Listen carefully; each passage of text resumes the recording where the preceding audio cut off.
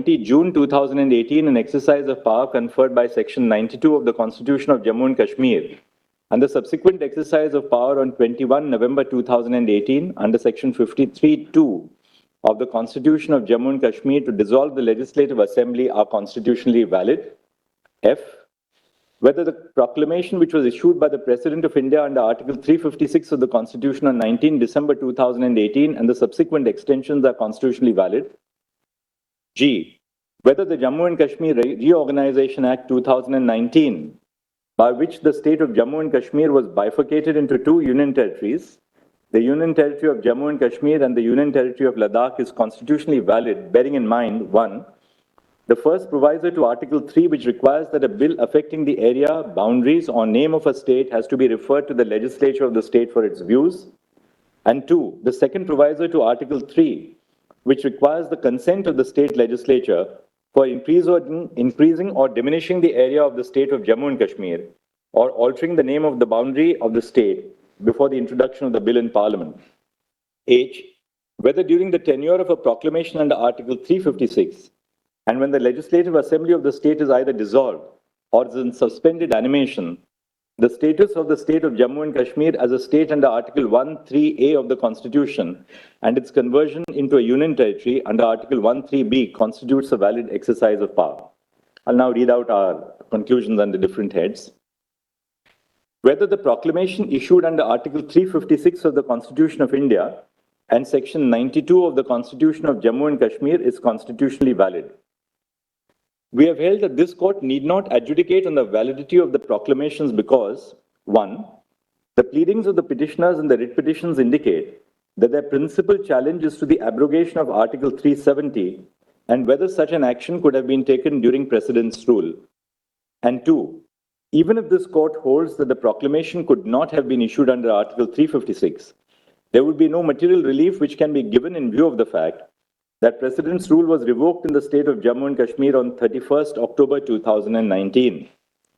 Further, the petitioners have assailed the specific actions which were taken when the proclamation was in force on the ground that those actions breached the constitutional limitations on the exercise of power after a proclamation under Article 356 is issued.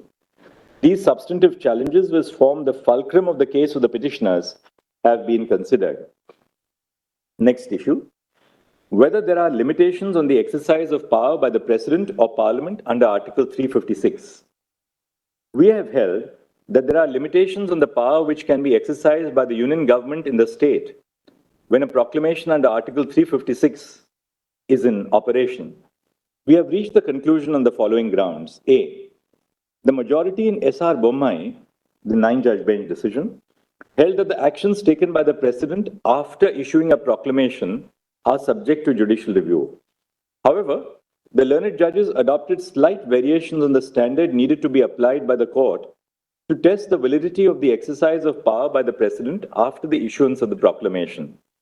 Justice Sawant applied the standard of whether the exercise of power was mala fide or palpably irrational. Justice Reddy observed that the advisability and necessity of the action must be borne in mind by the President. 2. This bench, sitting in a combination of 5 judges, is bound by the decision of the majority in S.R. Bommai on the issue. We also undertook a textual and purposive reading of Article 356 in particular and Part 18 as a whole. We hold that there are limitations on the power exercisable after a proclamation under Article 356 is issued. The following are our reasons.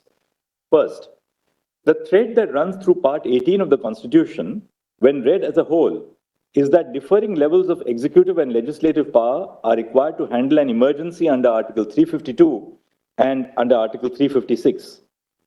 This principle applies to the exercise of power when a proclamation under Article 356 is in force. Second, Article 356(1) states that the President may, by a proclamation, assume or declare the powers stipulated in clauses A, B, and C of Article 356(1). The powers stipulated in clauses A, B, and C of Article 356(1) are not automatically invoked when a proclamation is issued under Article 356. Third, Article 356(1)(a) does not opt for an all or none formula. The phrase all or any does not indicate that the union government can exercise a part of the functions of the state government and the state government can exercise the remaining because the suspension of the state government is an automatic consequence of the proclamation under Article 356. It rather indicates that the scope of the power exercised by the union government must depend on the circumstances for issuing the proclamation. Fourth, clauses A, B, and C of Article 356(1) grant the President independent powers. However, the power provided under Clause C is broad enough to encapsulate the power of the President to assume functions under Clause A and declare under Clause B that the powers of the legislature of the state shall be exercisable by Parliament. Fifth, the principle underlying Article 356(1)(c) is that the exercise of power by the President must be desirable or necessary to give effect to the objects of the proclamation. The commonality in both the necessity and desirability standard is that the exercise of power must have a reasonable nexus with the object of the proclamation. Thus, the principle which runs through Article 356(1)(c) and which also guides the exercise of power under Article 356(1)(a) is that the exercise of power must have a reasonable nexus with the object of the proclamation. And sixth, when a proclamation under Article 356 is in force, there are innumerable decisions which are taken by the union government on behalf of the state government for the purpose of day-to-day administration. Every decision and action taken by the union executive on behalf of the state is not subject to challenge. Opening up challenge to every decision would lead to chaos and uncertainty. It would in effect put the administration in the state at a standstill. Therefore, the following standard is laid down to assess actions under Article 356 after the proclamation has been issued. A. The exercise of power by the President under Article 356 must have a reasonable nexus to the object of the proclamation. B. The person challenging the exercise of power must prima facie establish that it is a mala fide or extraneous exercise of power. After a prima facie case is made, the onus shifts to the union to justify that the exercise of power had a reasonable nexus with the object of the proclamation. And C, the exercise of power by the President for everyday administration of the state is not ordinarily subject to judicial review. The argument of the petitioners that the union government cannot take actions which have irreversible consequences when a proclamation under Article 356 is in force is not accepted. The power of the legislature of the state under Article 357 to repeal or alter or amend a law enacted by Parliament in exercise of the power of the legislature of the state must be read in the context of the amendment introduced by the Constitution, 42nd Amendment Act 1976. Before the amendment, the law to the extent of incompetency would automatically cease to exist after a buffer period and actions done were expressly saved. However, an express repeal by the competent legislature is required for the law to cease to exist after the amendment. The repealing statute would in such case make provisions for actions taken during the subsistence of the legislation. The observations in Krishna Kumar Singh on whether the consequence of an ordinance can subsist even after the ordinance ceases to exist cannot be transposed to interpret the limits of Article 356 because an ordinance which has the effect of a law by its very nature has a limited life. The argument of the petitioners that Parliament can only assume the lawmaking powers of the legislature of the state when the proclamation under Article 356 is issued is not accepted. The purpose of Article 357 is to ensure that while exercising the powers of the legislature of the state, pursuant to a declaration under Article 356(1), Parliament, or as the case may be, the President, are not impeded by an absence of competence which would have impeded the exercise of a similar power in the absence of a proclamation under Article 356. Further, Article 357 does not contain a non-obstante provision which overrides Article 356. To interpret Article 357(1) as a restriction on Article 356(1)(b) would be to read in a restriction which the plain terms of the Constitution do not provide.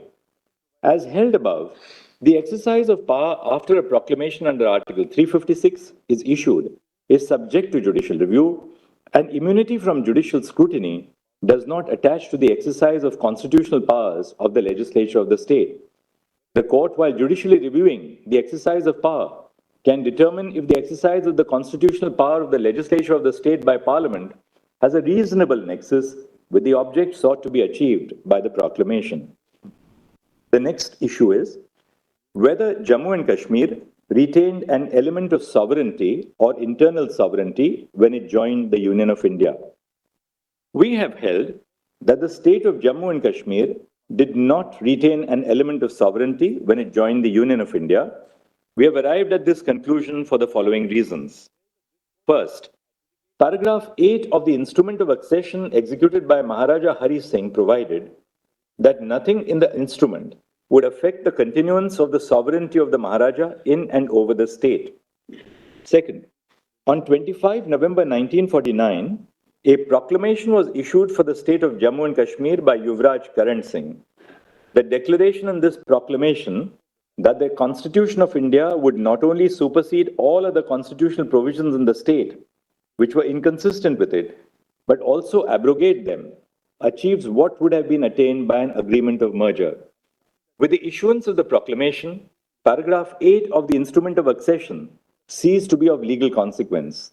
The proclamation reflects the full and final surrender of sovereignty by Jammu and Kashmir through its sovereign ruler to India, to her people who are sovereign. Third, neither the constitutional setup nor any other factors indicate that the state of Jammu and Kashmir retained an element of sovereignty. The Constitution of Jammu and Kashmir was only to further define the relationship between the Union of India and the state of Jammu and Kashmir.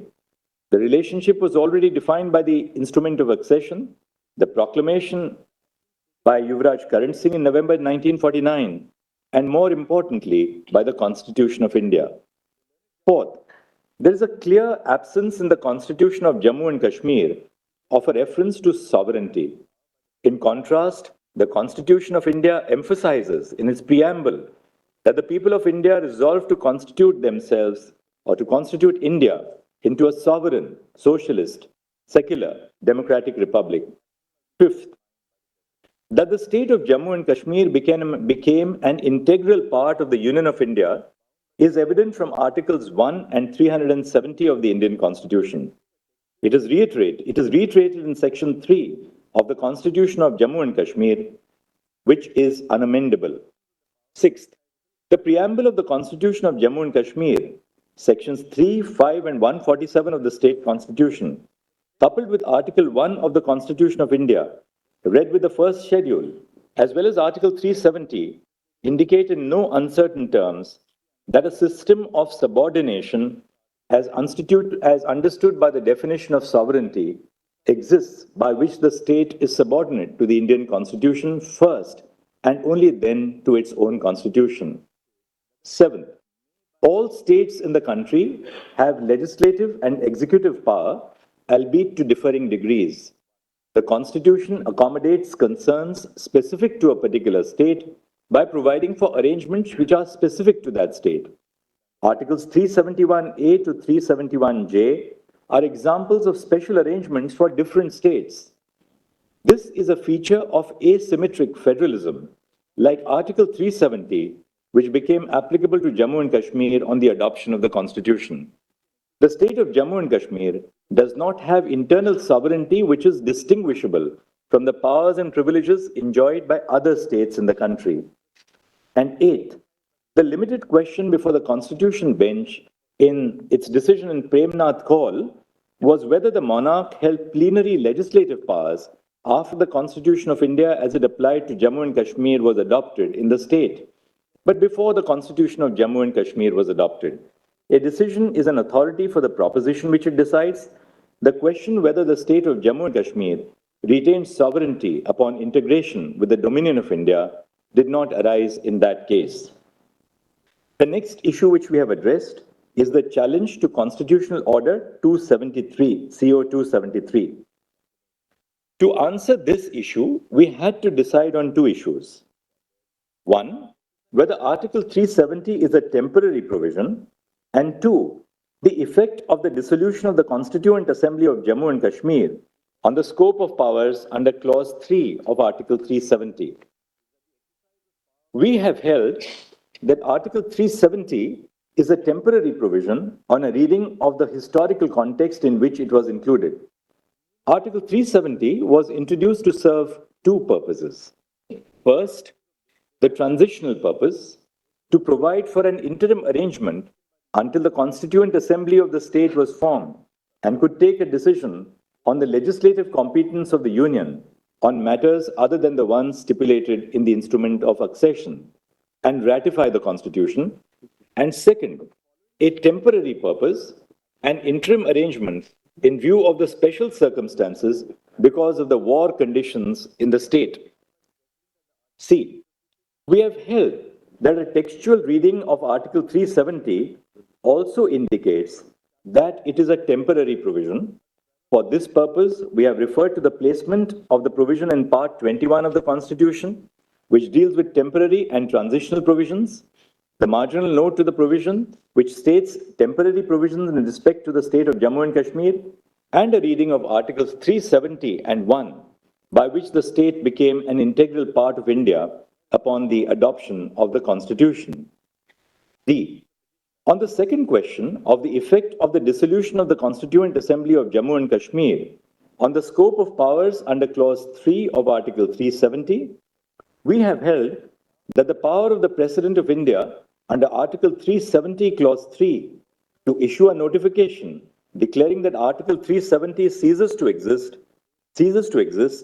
subsists even after the dissolution of the Constituent Assembly of Jammu and Kashmir for the following reasons.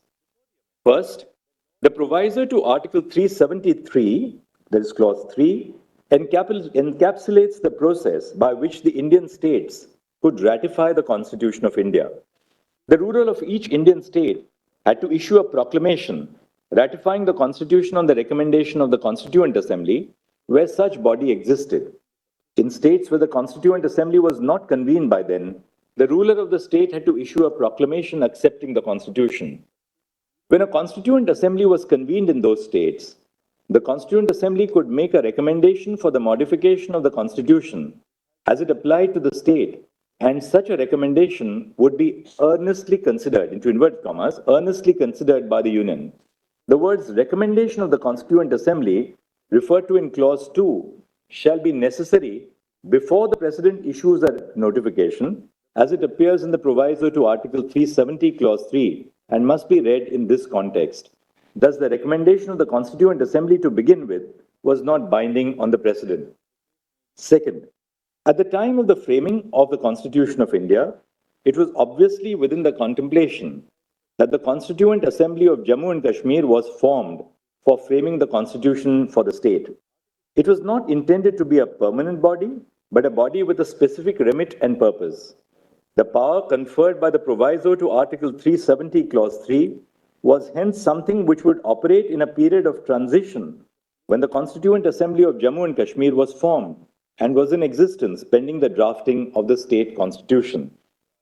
Third, when the Constituent Assembly of Jammu and Kashmir ceased to exist, only one of the special circumstances for which the provision was introduced ceased,